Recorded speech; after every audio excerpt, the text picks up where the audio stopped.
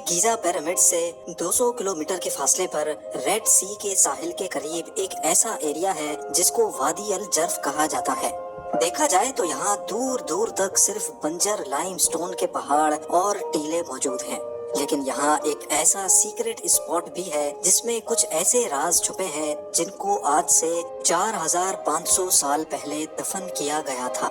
जी हाँ, इस वीरान जगह पर रेगिस्तान के बीचों बीच एक लाइमस्टोन का टीला है जो ऊपर से देखने पर तो एक मामूली टीला लगता है, लेकिन इसके अंदर पत्थरों को काट कर कई सुरंगें बनाई गई थी और इन सुरंगों को हजारों टन वजनी पत्थरों की मदद से ब्लॉक किया गया था। 45 सदियों पहले एंशिएंट इजिप्शियंस ने यहाँ कुछ तो ऐसा जरूर छुपाया था जो वो दुनिया के सामने नहीं लाना चाहते थे। लेकिन जब पहली बार इन सुरंगों के सामने से पत्थर हटाए गए तो अंदर के मनाजिर ने पूरी दुनिया को हिला कर रख दिया। नाजरीन, इजिप्ट के आलीशान पिरामिड्स और यहाँ की जमीन का चप्पा चप्पा दिलकश मिस्ट्री से भरा हुआ है। वैसे तो पूरे इजिप्ट में अभी तक 118 पिरामिड्स ढूंढे जा चुके हैं, लेकिन खदशा है कि कई पिरामिड्स इजिप्ट और अफ्रीकन रेगिस्तान में रेत के टीलों के नीचे अभी तक छुपे हुए हैं। फिल वक्त जो पिरामिड्स दुनिया के सामने मौजूद हैं, उनमें से सबसे बड़ा इजिप्ट के शहर कायरो में मौजूद है, जिसको पिरामिड ऑफ कुफू कहा जाता है। 480 फीट ऊंचा ये पिरामिड इजिप्शियन किंग कुफू ने बनवाया था, जबकि इसके बराबर में ही 450 फीट ऊंचा ये पिरामिड किंग कुफू के बेटे किंग काफरे ने अपने राज के दौरान बनवाया था।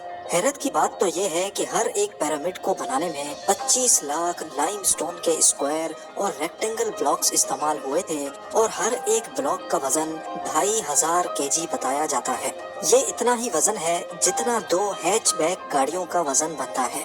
इतना ज्यादा वजन 480 फीट की ऊंचाई तक लेके जाना और हर एक ब्लॉक को परफेक्ट एंगल पे रखना एक ऐसा टास्क है जिसको आज के दौर में मशीनरी की मदद से ही परफॉर्म करने में कई साल लग सकते हैं। तो सोचें ये काम 45 सदियों पहले बगैर मशीनरी के कैसे किया गया होगा।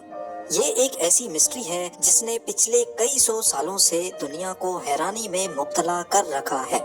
जिस जगह ये पिरामिड्स बने हैं, ये जगह किसी दौर में एंशिएंट इजिप्शियंस का फलता फूलता शहर हुआ करता था, लेकिन फिर अननोन रीजंस की वजह से ये पूरा एरिया कई फीट रेत के अंदर धंस गया। ईयर 1798 में जब French military leader Napoleon Egypt पर कब्जा करने के लिए आया, तब पिरामिड्स और ये स्फिंक्स आधे से भी ज्यादा रेत के अंदर धंसे हुए थे। अगले 100 सालों तक यहाँ से रेत हटाने के लिए एक्सकवेशन का काम चलता रहा और 1980s में पहली बार यहाँ एक मेजर डिस्कवरी हुई। पिरामिड ऑफ काफरे के बराबर से उन वर्कर्स के ढांचे मिले जिन्होंने कुफू के बेटे काफरे का पिरामिड बनाया था। कई स्केलेटन्स का मुआयना करने के बाद मालूम पड़ा कि ये लोग स्लेव्स नहीं थे, क्योंकि इनको अच्छा खाना खिलाया जाता था और इनकी मरहम पट्टी भी की जाती थी। इन वर्कर्स को अपने किंग का पिरामिड बनाने के बदले में एजाज के तौर पे पिरामिड के बराबर में ही दफन किया गया था। बदकिस्मती से किंग कुफू के मरने के बाद ये जगह कई सालों तक लुटेरों के रहमो करम पर थी। इसी वजह से ना ही यहाँ से कोई पपायरस यानी रिटन डॉक्यूमेंट मिला और ना ही कोई ऐसा सबूत मिला जिससे ये पता लगाया जा सके कि ये पिरामिड्स कब और कैसे बनाए गए थे। यहाँ तक के दूसरे इजिप्शियन किंग्स के कई स्टैचूज या उनकी ममी भी मिल चुकी हैं, लेकिन वक्त की तबाही ने किंग कुफू का ना ही कोई साबित स्टैचू छोड़ा और ना ही लुटेरों ने इनकी ममी को। सिर्फ किंग कुफू का एक उंगली की साइज जितना ये स्टैचू मिला था, जिसको कायरो म्यूजियम में रखा गया है। इजिप्शियन किंग कुफू और उनकी लाइफ के बारे में मजीद जानने के लिए जरूरी था कि गीजा से बाहर निकलकर इन्वेस्टिगेशन की जाए। पिरामिड साइट से 200 किलोमीटर के फासले पर रेड सी के साहिल पे आर्कियोलॉजिस्ट को एक पुराना सी पोर्ट मिला, जिस पर शक था कि ये किंग कुफू के दौर में इस्तेमाल किया जाता था। समंदर के पास से मिलने वाला ये टूटा फूटा स्ट्रक्चर इतना बड़ा था कि इसमें आराम से कई सौ लोग रहकर काम कर सकते थे। जब इस एरिया में मजीद सर्चिंग की गई तो यहाँ समंदर के अंदर से बोट एंकर्स भी दरियाफ्त हुए।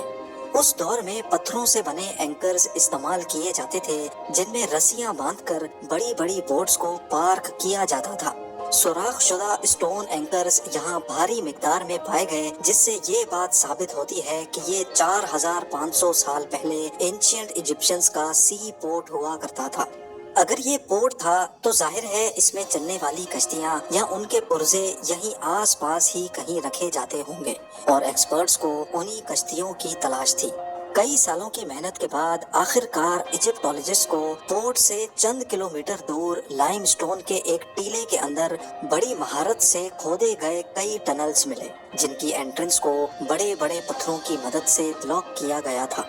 इस बात के काफी चांसेस थे कि यही वो जगह थी जहां एंशिएंट इजिप्शियंस अपनी कश्तियां लुटेरों से छुपाया करते थे, लेकिन आर्कियोलॉजिकल टीम को इस बात का बिल्कुल भी इल्म नहीं था कि यहाँ से उनको कश्तियों से बढ़कर भी कुछ खास एविडेंस मिलने वाला है।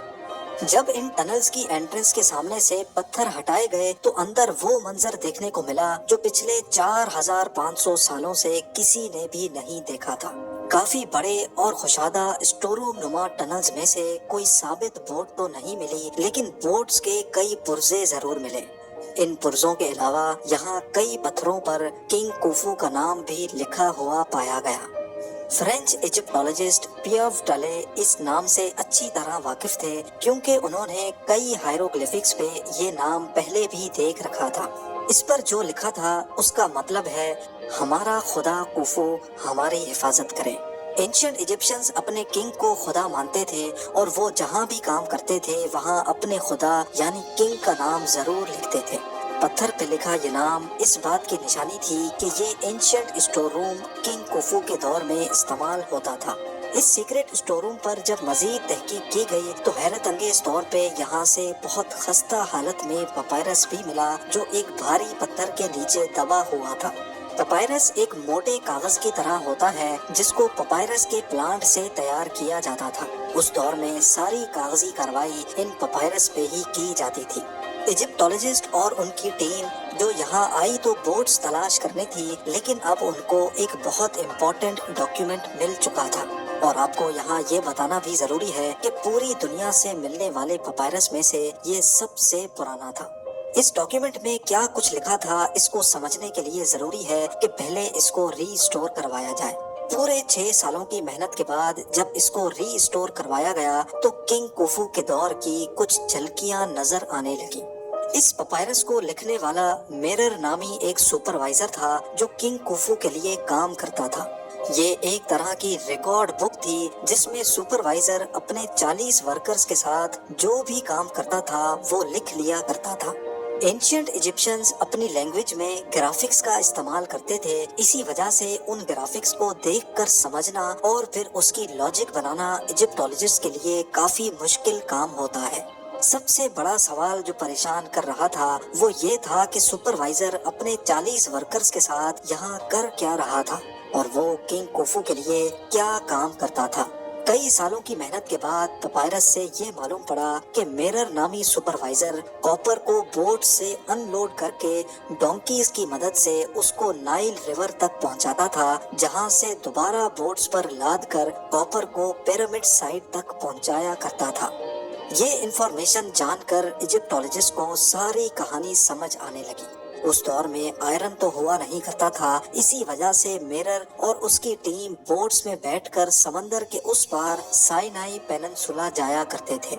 साइनाई में आज भी खासा कॉपर पाया जाता है और वहाँ से कॉपर को लोड करके वो वापस पोर्ट पे आते थे। कॉपर को वो डोंकीज पर लाद कर नाइल रिवर तक लेकर जाते थे, जहाँ से दोबारा उनको कश्तियों में लाद कर पिरामिड साइट तक डिलीवर कर दिया करते थे।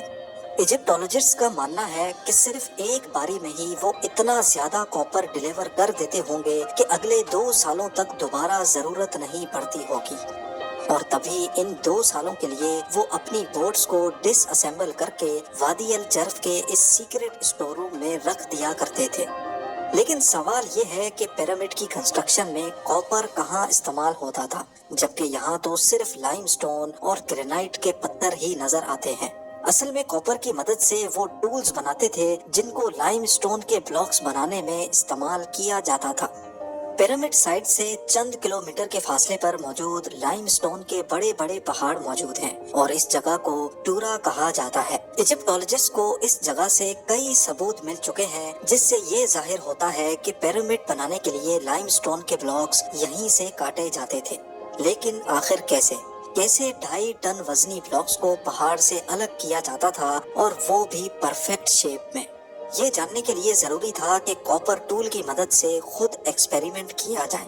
आर्कियोलॉजिस्ट की टीम ने लाइमस्टोन पर पहले एक ब्लॉक की शेप ड्रॉ करके अपना वर्क एरिया डिफाइन किया और फिर कॉपर टूल्स की मदद से उसको काटना शुरू किया।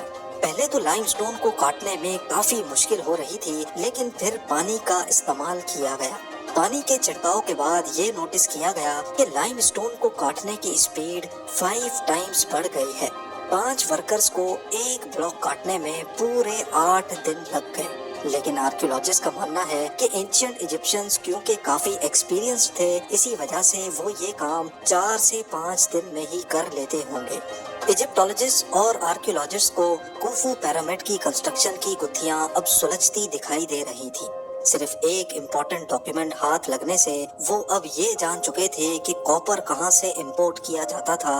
एक सुपरवाइजर के साथ 40 वर्कर्स की टीम कैसे अपनी बोट्स को वादी अल जर्फ में सीक्रेट स्टोर रूम में छुपाया करती थी और लाइमस्टोन के बड़े बड़े ब्लॉक्स को कैसे कॉपर टूल्स की मदद से काटा जाता था। एक्सपर्ट्स की टीम को अब ये जानना था कि लाइमस्टोन के ब्लॉक्स काटने के बाद उनको पिरामिड के टॉप पर 480 फीट की ऊंचाई तक कैसे पहुंचाया जाता था। बदकिस्मती से पिरामिड्स में ऐसा कोई सुराख नहीं छोड़ा गया था जिससे ये पता लगाया जा सके। इसी वजह से ये जानने के लिए भी पिरामिड साइट से हटकर सबूत तलाश करने की जरूरत थी। गीजा में पिरामिड साइट से 300 किलोमीटर के फासले पर रेगिस्तान की कड़कती गर्मी के दरमियान हैटनूब का मकाम मौजूद है। यहाँ आर्कियोलॉजिस्ट की टीम को वो जगह मिली जहाँ से एंशिएंट इजिप्शियंस स्टैचूज बनाने के लिए एक खास किस्म का स्टोन निकाला करते थे। ये पत्थर इजिप्शियन एलाबास्टर के नाम से जाना जाता है, जिससे इजिप्शियन किंग्स अपने स्टैचूज बनवाया करते थे। इतने बड़े स्टैचू बनाने के लिए जाहिर है यहाँ से काफी बड़ा स्टोन निकाला जाता होगा, और वो भी 1 पीस में। जमीन के कई फुट नीचे इस खास स्टोन को निकालकर ऊपर कैसे लाया जाता था, यही जानने के लिए 100 से भी ज्यादा वर्कर्स और आर्कियोलॉजिस्ट की टीम यहाँ आई थी। ये साइट भी आर्कियोलॉजिस्ट के लिए काफी खास थी, क्योंकि यहाँ भी किंग खुफू का नाम जगह जगह पर पाया गया था। पिछली 45 सदियों से इस स्टोन क्वारी पर कोई काम नहीं किया गया था। इसी वजह से वक्त के गुजरते यहाँ काफी रेत और मलबा इकट्ठा हो गया है। लेकिन एक्सपर्ट्स काफी पुरुमीद हैं कि इनको यहाँ से कुछ खास इंफॉर्मेशन जरूर मिलेगी। कई महीनों तक यहाँ खुदाई का काम चलता रहा, लेकिन मलबे के सिवा यहाँ से कुछ ना मिल सका। पर आखिरकार वो दिन आ ही गया जब यहाँ से पहला सुराख मिला। जमीन से कई फुट नीचे मलबे के नीचे दबी हुई स्टेयर्स और एक रैंप नुमा चीज जाहिर हुई। मजीद खुदाई के बाद स्टेयर्स पर कुछ अनोखे गड्ढे भी उभर कर सामने आ गए। दोनों साइडों पर स्टेयर्स, बीच में रैंप जिसकी स्लोप 25% के आसपास थी, और स्टेयर्स पर बने अनोखे गड्ढे आखिर क्यों बनाए गए थे। एक्सपर्ट्स का मानना था कि ये सब कुछ क्वारी से निकलने वाले स्टोन को ऊपर लेकर जाने के लिए ही बनाया गया था। काफी सोच विचार के बाद ये नतीजा निकाला गया कि इन गड्ढों में लकड़ी के तने डाले जाते थे। स्टोन का बड़ा ब्लॉक जिनको रस्सियों से बांधा जाता था, और वो रस्सियां इन लकड़ी के तनों से ट्विस्ट होकर जाती थी, जिससे वर्कर्स को स्टोन खींचने में आसानी होती थी।